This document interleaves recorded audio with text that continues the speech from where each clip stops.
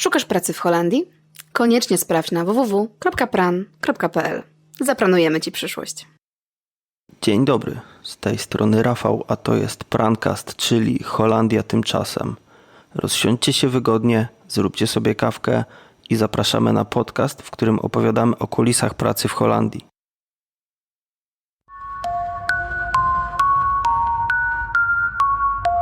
Słuchacie Prancast.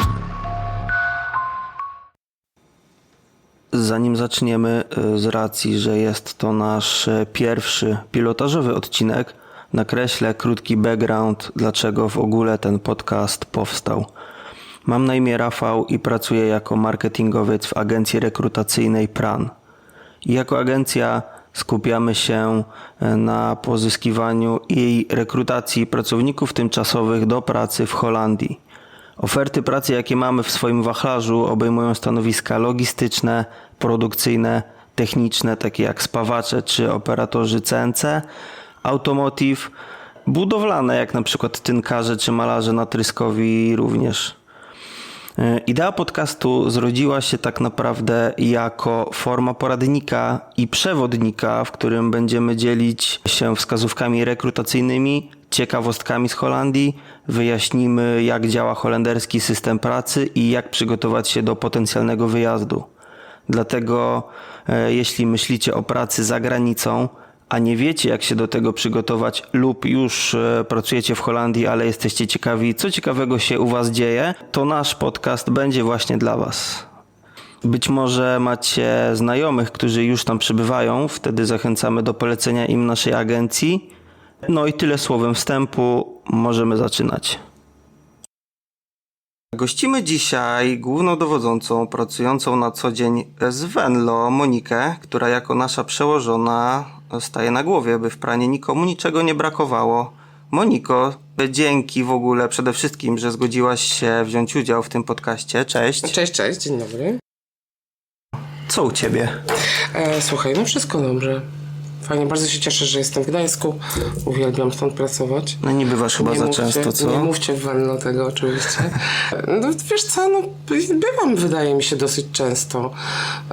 I jest to błogosławieństwo, że w ogóle można w tej chwili pracować z każdego biura i że mogę połączyć pracę zawodową z przebywaniem z rodziną. To się zgadza, ja potwierdzam. To naprawdę chyba jest plus popandemiczny, prawda? Dobra, Monika, powiesz nam coś o firmie więcej? Czym się zajmuje? Po co? Firma, no generalnie to zajmujemy się, jeżeli powiedzieć prosto, wysyłaniem ludzi do pracy za granicę, czy rekrutacją, albo żeby powiedzieć kulturalnie, znajdujemy pracę naszym rodakom w Holandii od A do Z. I robimy to już od lat 20. Wydaje się to niemożliwe, jeśli spojrzę wstecz, to wydaje się, że zaczynałam całkiem niedawno, a to już 20 lat. Bardzo, bardzo ładny staż. Uważam, 20 lat w Polsce w tych czasach się utrzymać, wow. Przepraszam, troszkę w Polsce, troszkę w kolano. Oj tak. Tak, ale to chyba dlatego, jaka jest to firma. Myślę, że gdzie indziej nie wytrzymałabym tyle czasu. A tu przez to właśnie, jaka jest firma, z jakimi ludźmi pracujemy, to w ogóle się tego nie czuję. Tylko żeby się nie okazało, że ty chwalisz, bo ci wypada teraz chwalić. No, wiesz, chwalę, bo mi wypada chwalić, ale chwalę, bo gdybym nie pracowała tutaj tyle lat, no to byłoby rzeczywiście puste chwalenie. A ile biur Pran sobie liczy? Mamy 4 biura.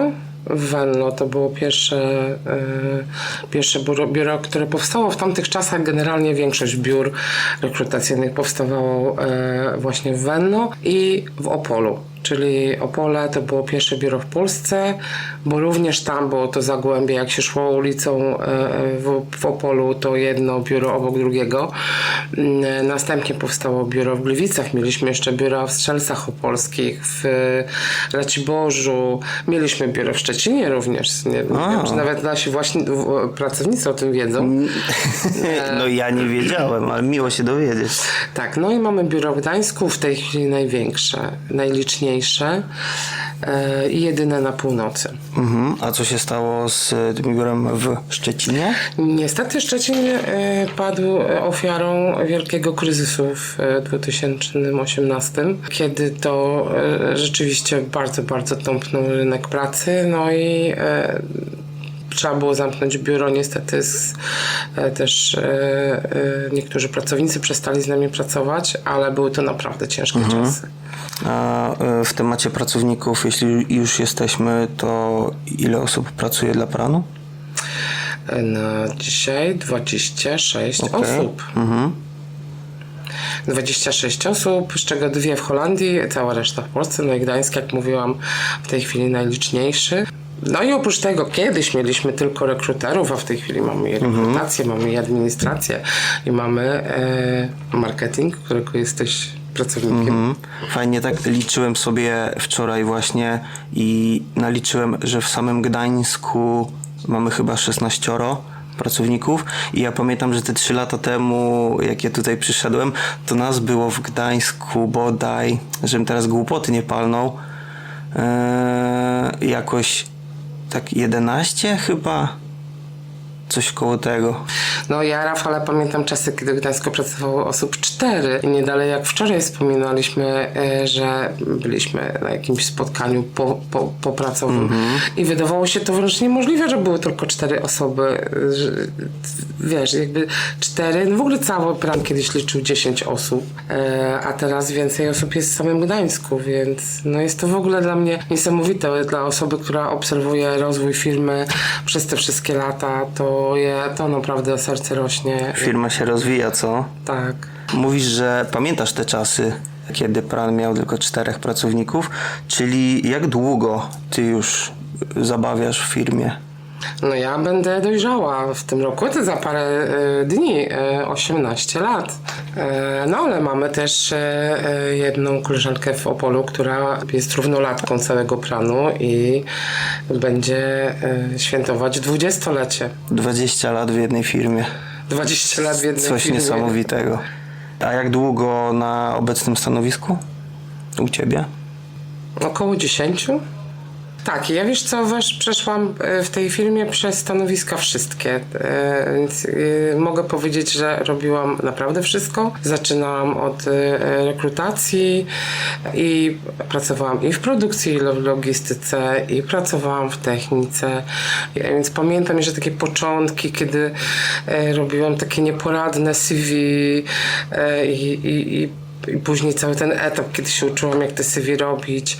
No tak, a później przyszło po 5 latach trochę już taki moment, że Boże, już chyba nie powiem tej samej formułki jeszcze raz, bo wiecie, to jest takie od rana do wieczora właściwie przedstawianie tych samych ofert pracy. A jak to się stało ogólnie, że z biura w Gdańsku trafiłaś do Venlo? Koleżanka z Venlo, która zajmowała się koordynacją projektów, w ogóle w tych czasach nie było, wiecie, po prostu byliśmy wszyscy równi, no i ona postanowiła odejść i zrobić swój własny biznes. Nomen Omen jest w tej chwili bardzo znaną dekoratorką wnętrz. Natomiast ona postanowiła zrezygnować i mój mąż powiedział: a może byśmy? W ogóle nie wydawało mi się to kompletnie bez sensu, bo nigdy nie brałam pod uwagę wyjazdu z Polski. Ale wiecie, takie ziarno zasiane, pomyślałam sobie, może. Pojechałam na 2 tygodnie spróbować. Stwierdziłam, dobra.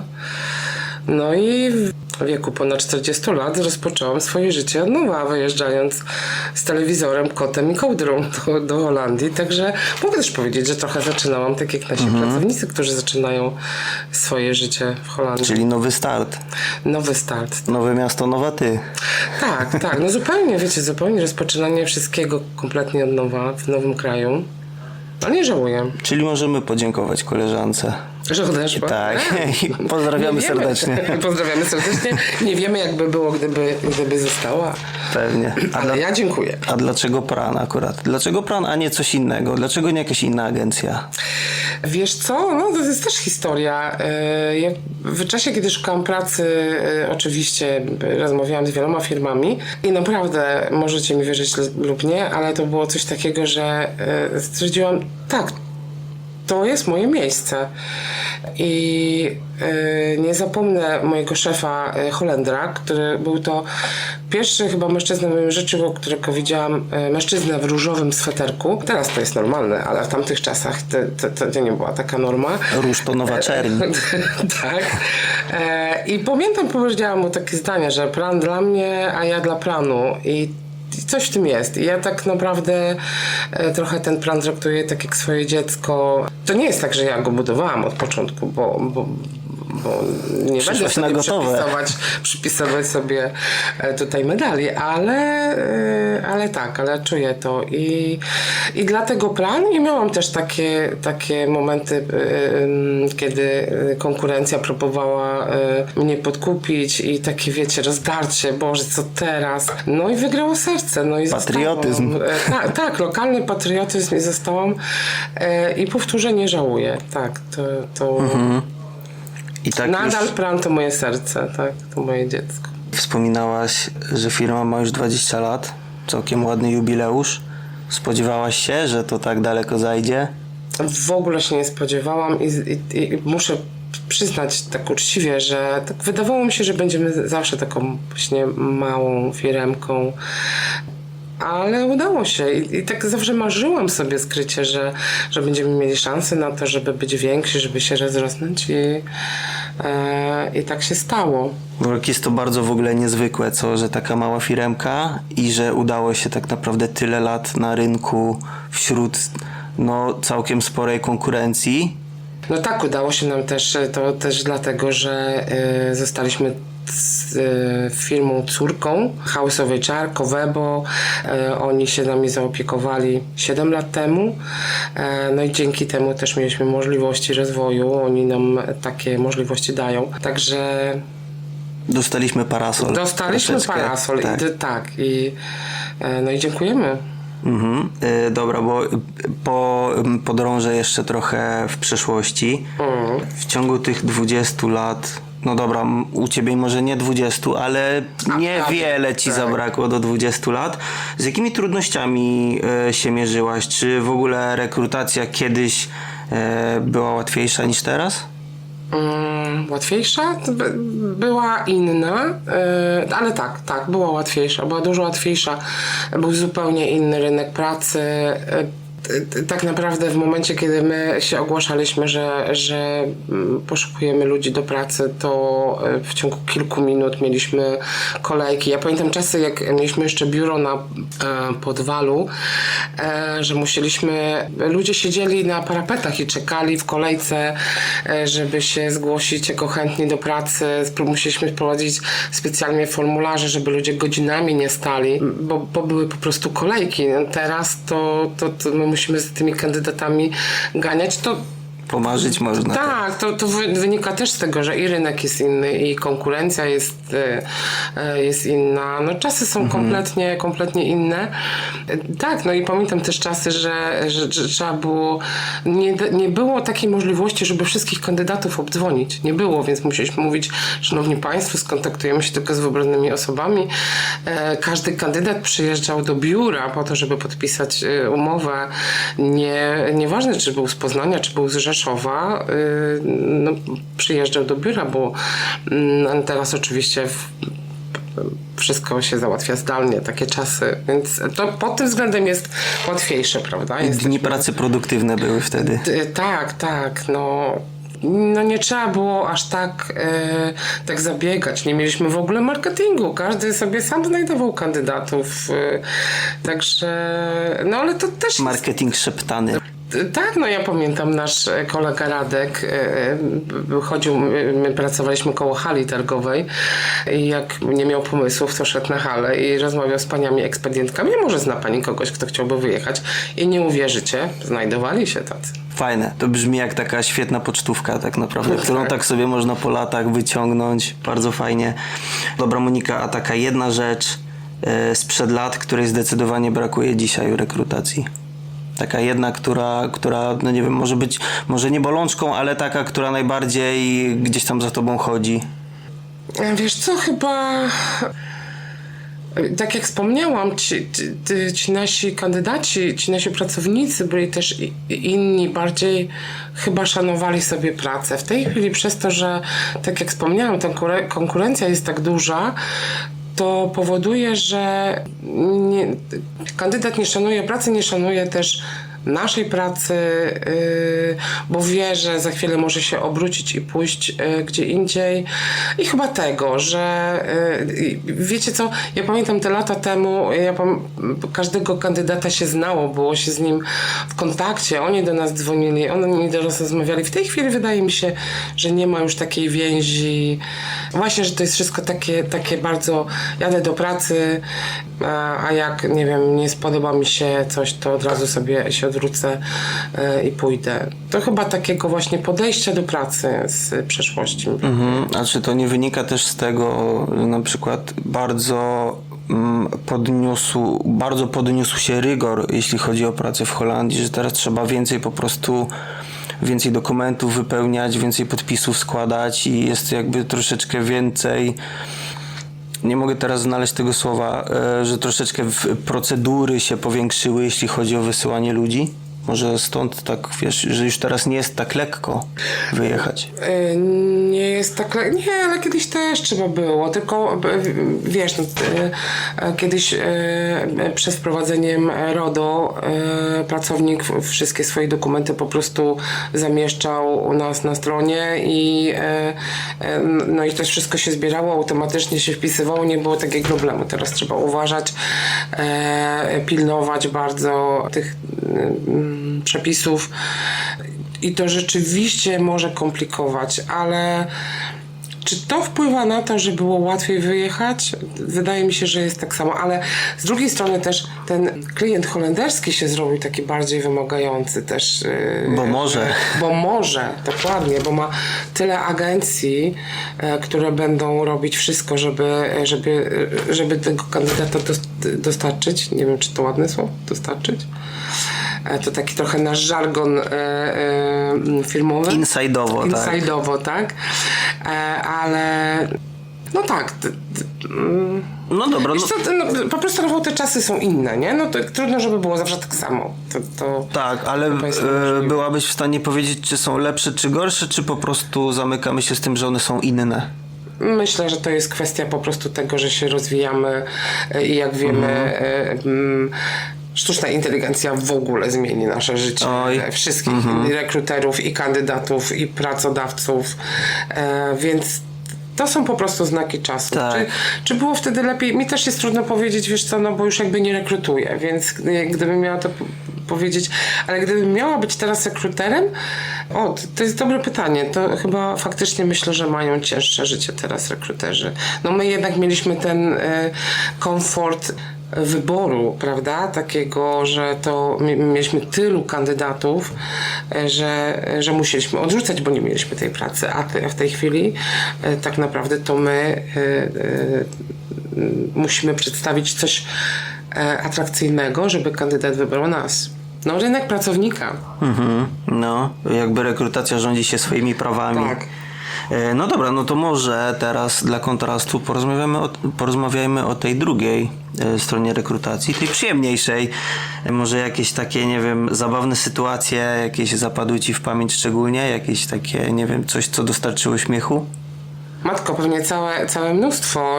Pamiętam, że postanowiliśmy sobie kiedyś zrobić taką książkę z zabawnymi sytuacjami, żeby ich nie zapomnieć. Ale żebym teraz miał jakiś taki przykład, jest to ciężko. Zaskoczyłem cię trochę tym pytaniem. Nie, może sobie przypomnę później, nie wiem. Jasne, to w takim razie jak coś ci przyjdzie, no to się nie krępuj. Ja też trochę ugryzę temat z innej strony, bo nie zajmujesz się już rekrutacją taką stricte, nie? Sensu, ale... Trochę szkoda. Szkoda, mówisz?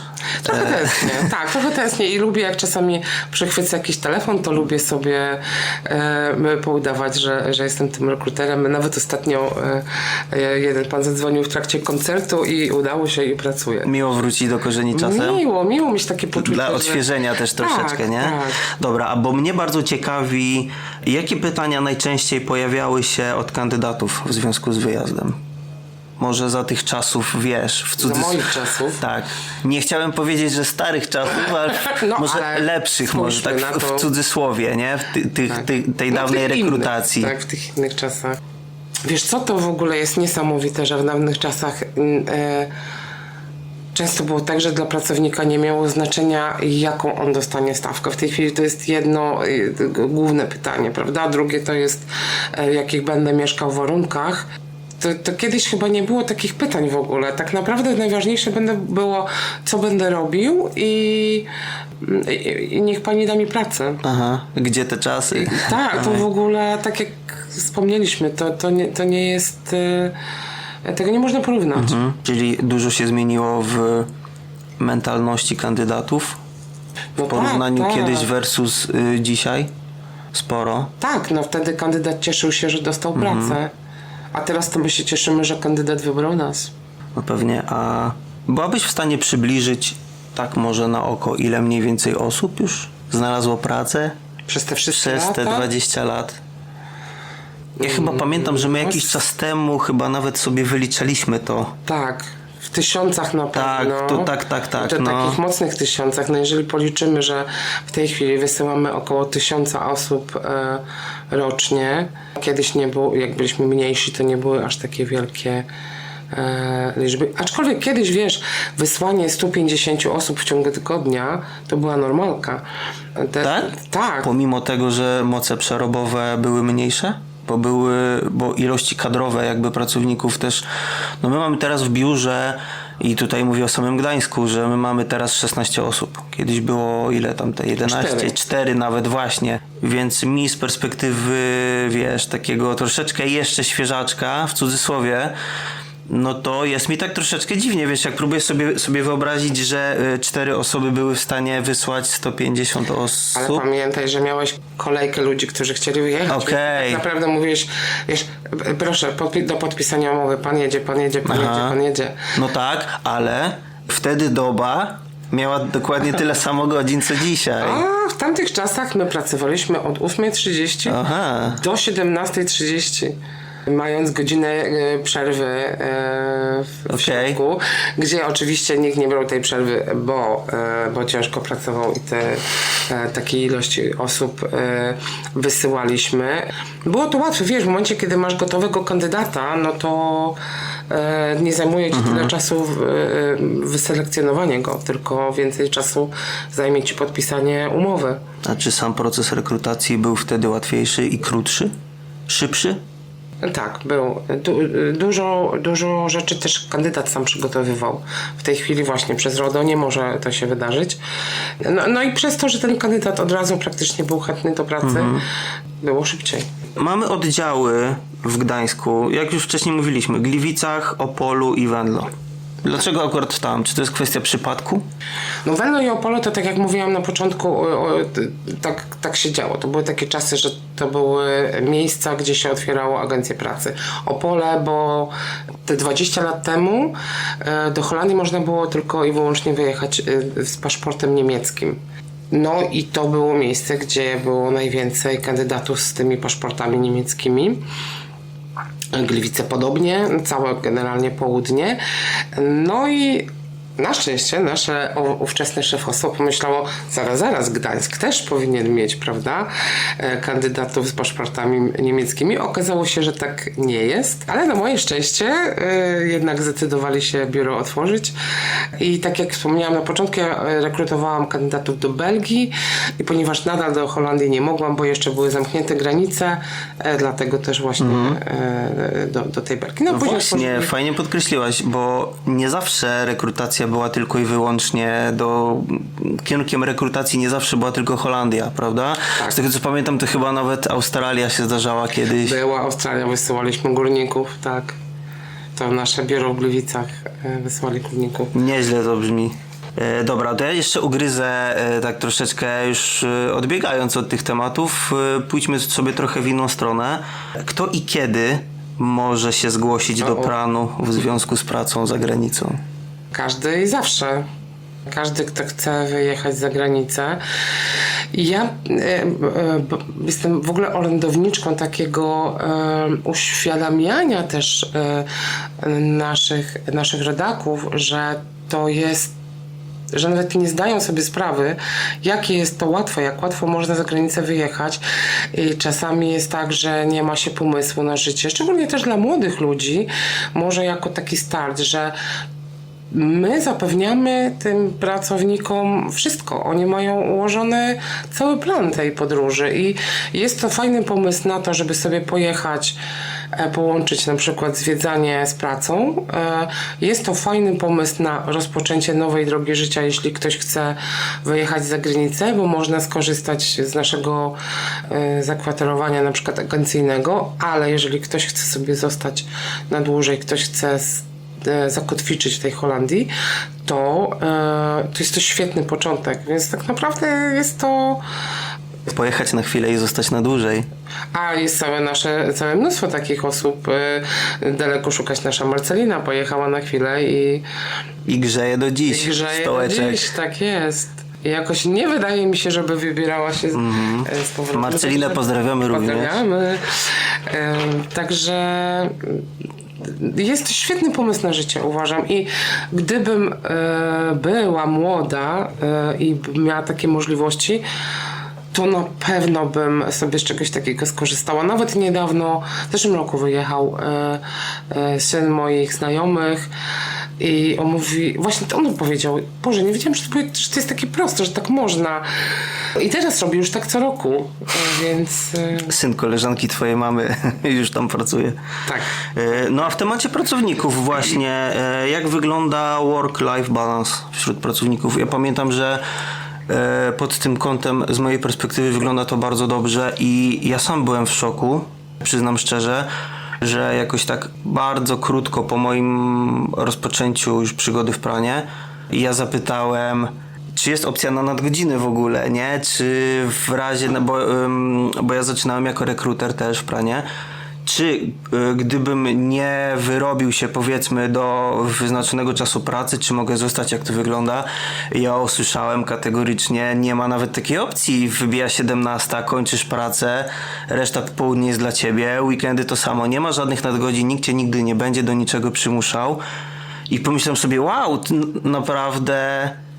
Nie chciałbym, żeby to teraz tak zabrzmiało jako jakaś laurka, że ja bardzo słodzę, ale to było naprawdę dla mnie bardzo, no to było dla mnie wow, nie? Że firma naprawdę potrafi zadbać o komfort taki, wiesz, psychiczny i też o to, że pracownik ma czas wolny i to jest ten czas wolny należy do niego. Trochę już odpowiedziałeś, nie? Tak naprawdę na to pytanie, bo tak pomyślałam sobie, że skoro mnie o to pytasz, to ja powinna powiedzieć, a jak ty to widzisz? Więc już też na to odpowiedziałeś. Ale dlaczego też tak jest? Wiesz co? Ja pracowałam w przeróżnych firmach i w takich, gdzie właśnie ten czas pracownika się szanowało i w takich, nie oszukujmy się, szczególnie w moich czasach, to była norma, że trzeba było pracować w nadgodzinach i nikt się nie pytał o to, czy chcemy, czy nie. Ja jestem delikatnie młodszy od ciebie, tak. Ale też pamiętam te czasy i właśnie dlatego to było takie zdarzenie, wiesz, to było takie, no taki kontrast, nie? Z tym, co znam z autopsji. I to takie pierwsze zetknięcie, że faktycznie ktoś szanuje mój czas. To było bardzo fajne. Wiesz co, bo ja myślę, że szczęśliwy pracownik to jest dobry pracownik i czy ktoś, kto z przyjemnością pracuje w firmie, będzie... Wiesz co, to nawet nie chodzi o wydajność, nie? Tylko właśnie o takie szczęście. Może ja jestem utopistką, ale ja bym chciała, żeby ludzie pracujący w naszej firmie byli szczęśliwi, żeby nie szli do pracy znowu. Wiadomo, że każdy ma takie dni, nie? To nie oszukujmy się, zwłaszcza nie? w niedzielę, Zwłaszcza wieczorem. w niedzielę, bo praca to jest jednak praca, ale no jednak trochę jest tak, że fajnie, zobaczyć same twarze. I jeżeli nie masz czegoś takiego, że zbieracie się na płacz, dlatego że musisz iść do pracy, bo też jakby takie, wiem, że takie rzeczy się zdarzają, to No, naprawdę szanujmy swój czas. Ja uważam, że jeżeli ktoś idzie na wakacje, to idzie na wakacje i nie zawracajmy mu gitary na litość boską, wyłącz ten telefon i odpoczywaj i nie myśl o pracy, bo jeśli będziesz o pracy myślał, to się nie zregenerujesz, a masz sobie naładować baterię. To samo z weekendem i to samo z godzinami popołudniowymi. Z drugiej strony to też jest trochę tak, że my pracujemy z ludźmi, prawda? Więc to jest ważne, żebyśmy byli dla nich dostępni, ale to też jest tak, że to jest kwestia zorganizowania sobie pracy, tak? Jak tą pracę zorganizujemy, tak nie będziemy musieli później po tych godzinach czy w weekendy pracować. No i mam nadzieję, że nam się udaje i że Fajne podejście. No. Nie do końca takie bardzo częste w tych czasach też uważam. A firma jakoś inaczej też może wpływać na ten komfort takiego odpoczynku i relaksu pracowników, nie, może jakieś wycieczki, może jakieś wyjazdy, ja niczego nie sugeruję. Nasze ulubione, prawda? Też nasza firma z tego słynie. Zastanawiam się, czy może ludzie mają przesyt już też, Boże, znowu wyjazd do Holandii. Znowu muszę się dobrze bawić. Znowu nie, dobrze bawić. ja chcę pracować. No ale lubimy to, prawda? Lubimy się dobrze bawić i taka integracja też jest mega ważna po to, żeby się znowu czuć fajnie w swoim towarzystwie, prawda? No tak, pandemia trochę ograniczyła, ale mimo wszystko myślę, że i tak można jeszcze wyczuć, nie? Że jest to taka forma odpoczynku i relaksu i mimo tego zdarza się też, że sobie polecimy. Ja na przykład powiem szczerze, że zanim zacząłem pracować, nigdy nie byłem w Holandii i na dzień dzisiejszy 3 lata, kurczę, powiem szczerze, nie pamiętam ile, ale to były 3 albo 4 razy już w Holandii. To jest bardzo to jest dużo tak naprawdę, nie oszukujmy się. No tak, ale jak możesz pracować w holenderskiej firmie, opowiadać o Holandii, szczególnie w marketingu opowiadasz o Holandii, prawda, pokazujesz ją i nie widzieć. To trochę byłoby dziwne. No, a my jesteśmy spójni, więc my musimy. Tak jest. I chcemy i lubimy. No ale też, słuchaj, taki rekruter na przykład, jak ma opowiadać o firmie, której nigdy nie widział na oczy? To prawda. I rzeczywiście opowiedzenie pracownikowi, co będzie robił na podstawie tego, co ktoś ci napisał, nigdy nie będzie tożsame z tym, co ten rekruter zobaczył. Właśnie, warto...